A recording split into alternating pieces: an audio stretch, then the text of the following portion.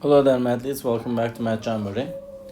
In this video, we have another AP Precalculus type of a question from the topic of polynomial functions and complex zeros.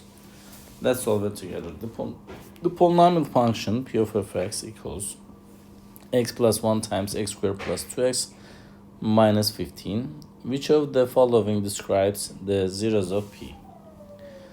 To solve this kind of questions, you will need to find the roots of the polynomial function. To do that, we're going to use the factors. There are two factors given in this polynomial function. We're going to make them equal to 0, 0, 0, and we will solve for x. I'm not well these days, sorry about that.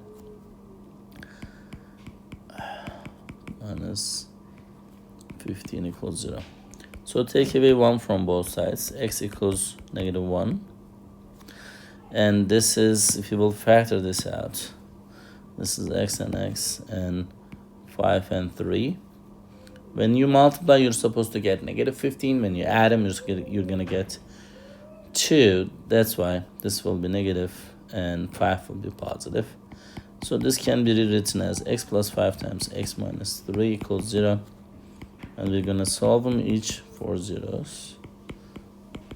So take away 5, x equals negative 5, and add 3 to both sides this time.